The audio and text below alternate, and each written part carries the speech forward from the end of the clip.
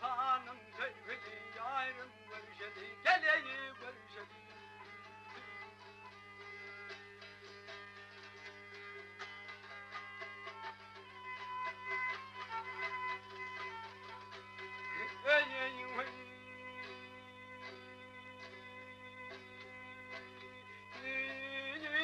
Abi bana tutma yerini, yeşil günlerin gözümü. Kananı soğuma yedinli, kanarlı ulzal görüşelim.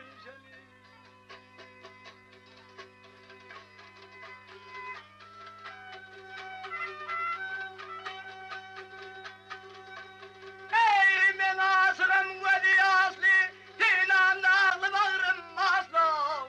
Karavelli kalım asli, kanarlı ulzal görüşelim.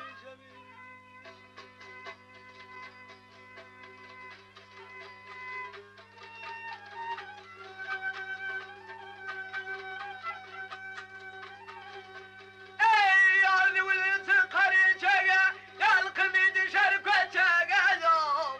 Adam bilendir sasak ey, zanarlı ulzal görüşelim.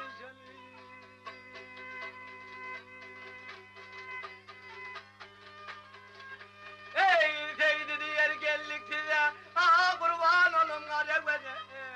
Düşünün bizim bilen gelinin bizim bilen kanarlı vil ey, zanarlı vil ey, görüşeli geleyim görüşeli.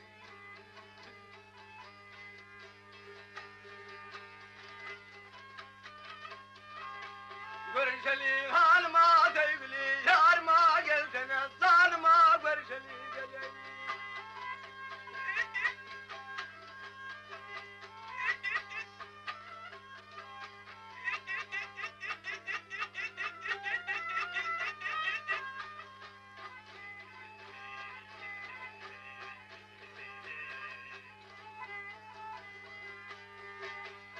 Zanardı vil, hanardı vil, yarardı vil, görüşeli, görüşeli yarım, gelsene yarım, görüşeli, geleyim görüşeli.